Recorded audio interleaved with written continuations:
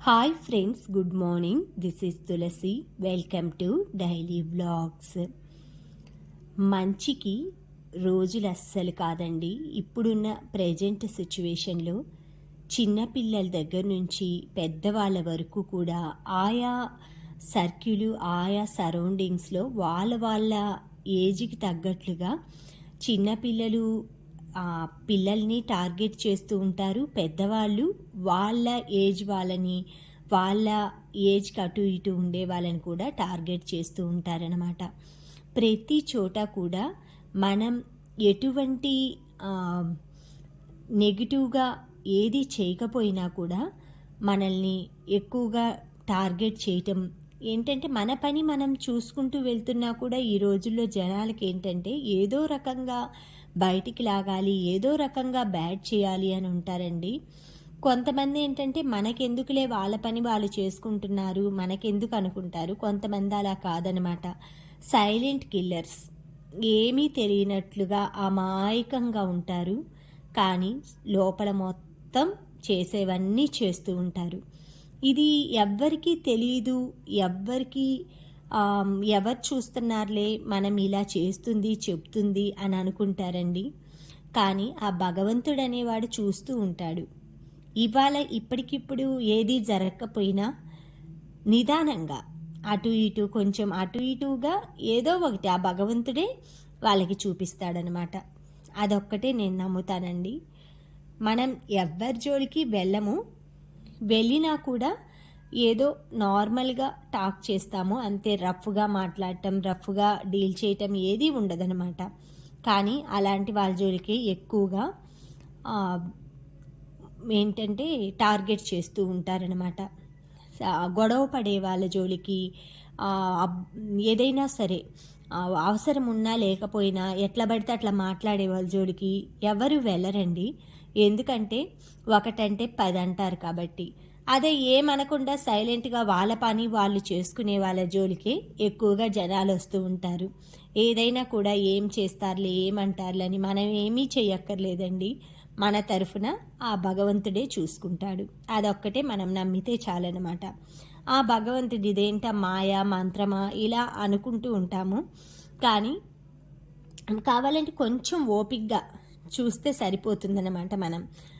మనం ఎవ్వరికీ కూడా మనకి తెలిసి హాని, తప్పు అయితే ఎవ్వరు కూడా చేయకూడదండి. వీలైనంత వరకు అది మన పెరిగిన వాతావరణం, సంస్కారం, తల్లిదండ్రుల పెంపకం, ఇవన్నీ కూడా మన బిహేవియర్ని ఎంత పెద్దయినా కూడా 10 మంది ముందు మంచిగా నిలబెడతాయన్నమాట. అందుకని మనం పిల్లల్ని చిన్నప్పటి నుంచే తెలిసి కానీ తెలియక కానీ ఎవరిని నొప్పించకూడదు అన్నదొక్కటే మన ఆల్మోస్ట్ మన పిల్లలకి ఏంటంటే మన జీన్స్, మన అలవాట్లు, వాళ్ళు పెరిగే వాతావరణం, ఇంట్లో ఉన్న వాతావరణం ఇవన్నీ చూసి పెరుగుతూ ఉంటారు. కాబట్టి ఆల్మోస్ట్ ఎవరిని కూడా నొప్పించే ఉద్దేశం ఏముండదండి. అది ఇంకొంచెం మనం చెప్తూ పెంచామనుకోండి, ఎవరిని నొప్పించకూడదు, ఎవ్వరు మన వల్ల బాధపడకూడదు అని అది వాళ్ళ మనసులో నాటుకుపోతుందన్నమాట. అందుకే ఎక్కువగా మనం ఏంటంటే సమాజంలో బయటికి వెళ్తే ఒక గొడవ, వెళ్ళకపోతే ఒకటండి. వెళ్ళకపోతే దేంట్లో కూడా ఈవిడ రాదు, ఎవరిలో కలవదు, ఎవరితోటి మాట్లాడదు, ఎవరితో ఇదవ్వదు అని అన్ని రకాల మాటలు వస్తుంటాయన్నమాట. అదే మనం అందరితో 4 రోజులు వెళ్ళామనుకోండి, 4 రకాల మాటలు వస్తుంటాయన్నమాట. ఆవిడ ఇలా అన్నది, అలా అన్నది, మనం ఏమి అనకపోయినా కూడా హైలైట్ చేస్తారనమాట. ఇప్పుడున్న సమాజంలో ఇదే జరుగుతుందండి. అందుకని మనం ఎవ్వరికీ భయపడక్కర్లేదు, భయపడి వెళ్లకుండా ఉండక్కర్లేదు. మన పని మనం మన ఫేస్ టు ఫేస్ మాట్లాడే ఇది లేకే మన బ్యాక్ మాట్లాడుతూ ఉంటారనమాట. అలాంటివి అస్సలు పట్టించుకోకూడదండి. ఎప్పుడైనా కూడా ముందుకు వెళ్ళే వాళ్ళ గురించే వెనక మాట్లాడుకుంటూ ఉంటారనమాట. మన వెనక ఎవరైనా మన గురించి మాట్లాడుతున్నారు అంటే మనం ముందుకు వెళ్తున్నాము. అది అడ్డుకోవటానికే చాలా వరకు ఇలాంటి కామెంట్స్ అలా చేస్తుంటారనమాట. ఇలా బ్యాడ్ కామెంట్స్ చేసే వాళ్ళకి మనం ఏది చెప్పలేరనమాట. మన గురించి ఏమీ చెప్పటానికి ఏమీ ఉండదనమాట. మాటలు అవి ఊరికే వేలెత్తి చూపిస్తూ ఉంటారనమాట. అలాంటప్పుడు అస్సలు వాళ్ళ మాటలు కానీ, వాళ్ళ బిహేవియర్ ఎలాంటిదో అర్థమైపోతుందనమాట. మంచి అనుకోని మనం వీళ్ళు మంచి, ఈళ్ళిలా చెప్పరు అనుకోని ఉంటుంటామండి. వాళ్ళే ఆహ్, తెలియకుండానే మనకి ఎనిమీస్‌గా మారుతూ ఉంటారు. అలాంటప్పుడు మనం నివసించే ప్రాంతంలో, మనం ఉండే సరౌండింగ్స్, పరిసరాలు ఇవన్నీ కూడా తొందరపడి ఈ రోజుల్లో ఎవ్వరిని నమ్మకూడదండి. అదొక్కటే నేను అంటే ఎవ్వరిని కూడా తొందరపడి నమ్మి తొందరగా మోసపోయే కంటే కొంచెం రోజులు అబ్జర్వ్ చేయండి. స్నేహమైనా, ఫ్రెండ్‌షిప్ అయినా, మాట్లాడటమైనా ఎక్కువ బాగా మీకు నమ్మకం అనిపించినప్పుడే స్నేహం చేయండి.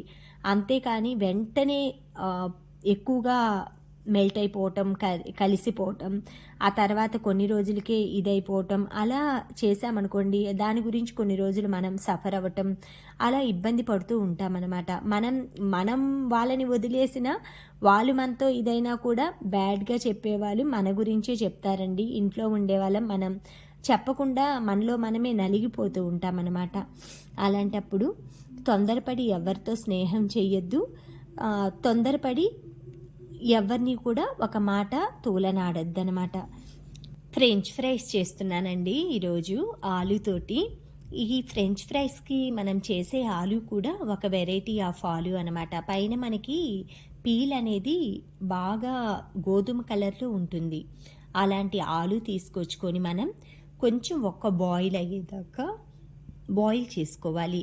తొక్కు తీయకుండా. తర్వాత తొక్కది తీసాక మనం కట్ చేసుకున్నవి బాగా ఆయిల్‌లో కొంచెం సాల్ట్ వాటర్‌లో డిప్ చేసి తర్వాత స్ట్రెయిన్ చేసుకొని ఆయిల్‌లో ఇలాగా డీప్ ఫ్రై లాగా చేసుకోవాలి. చిన్న మంటలో ఒక 10 మినిట్స్ అలా ఫ్రై చేయాలండి. లోపలంతా కూడా కుక్ అవుతుంది. తర్వాత కొంచెం పెద్ద మంటలో ఒక 5 మినిట్స్ ఫ్రై చేశామంటే అన్నీ కూడా క్రిస్పీగా వస్తాయి. ఇలా క్రిస్పీగా వచ్చిన వాటిని కొంచెం ఒక బౌల్‌లో సాల్ట్, కారం వేసేసి ఆ ఆయిల్‌లోంచి తీయగానే ఈ గిన్నెలో వేసేయాలి. ఎందుకంటే అందులో ఉండే హీట్‌కి ఈ ఉప్పు, కారం అనేవి ఆలూకి పడతాయి. ముందుగానే మనం ఆలూకి పట్టించి ఆయిల్‌లో వేసామనుకోండి, మొత్తం కూడా బ్లాక్ కలర్‌గా అయిపోతుంది. అదే కాకుండా దానికి పట్టిన అంతా కూడా ఆయిల్‌లో వెళ్ళిపోతుంది. ఇలా చేసిన తర్వాత చిన్న చిన్న ఆనియన్స్ ఫ్రై చేశాం కదా, అందులో ఇవి యాడ్ చేస్తాను. తర్వాత తులసమ్మ పూజ అన్నీ కూడా చేసుకున్నానండి ఫ్రైడే రోజు. ఇవి జొన్నలనమాట. జొన్నలు మొన్న తీసుకున్నా కదా నానబెట్టి కోర్స్‌గా అలా మిక్సీలో వేసేసి మనం కొంచెం ఉప్మాలాగా పోపు వేసేసి తాలింపులో ఇవి ఒక్క గ్లాసు జొన్న రవ్వ క్వాంటిటీకి 3 గ్లాసు వాటర్ పోసేసి చక్కగా బాయిల్ చేసి ఉప్మాలా తింటే చాలా బాగుందండి. ఇలా ఈవినింగ్ టైం డిన్నర్ లాగా తీసుకున్నామంటే కొంచెం స్టమక్ ఏంటంటే లైట్‌గా ఉంటుంది. అది కాక హెల్తీ కూడా అనమాట. ఇప్పుడు ఎక్కువగా చాలామంది మిల్లెట్స్ వాడుతున్నారు కదండీ! ఇలా రాగులు, సజ్జలు, జొన్నలు ఇలాంటివి ఒక్క పూటైనా సరే మన డిన్నర్‌లో పార్ట్ చేసుకున్నామంటే అది లంచ్‌లో అయినా పర్లేదు. బ్రేక్‌ఫాస్ట్‌లో అయినా కూడా మనం తీసుకుంటే కొంచెం ఎక్కువ సేపు ఫుడ్ అది బయటికి వెళ్తూ ఉంటాము జాబ్స్‌కి అలాగా కొంచెం 1 అవర్ అటు ఇటు అయినా కూడా బ్యాలెన్స్ చేసుకోగలము. కంట్రోల్‌లో ఉండొచ్చనమాట. ఎక్కువగా చాలామంది షుగర్ పేషెంట్లు ఇలా ఉంటుంటారు కదా! రాగి అలా తీసుకోవచ్చండి. మామూలుగా జొన్నలు ఇలా రైస్ మీద ఇవి పర్లేదనమాట. మనకి మిల్లెట్స్ అనేవి మన ఫుడ్‌లో కొన్ని కొన్ని తిననివి ఉంటాయనమాట. అంటే ఎక్కువగా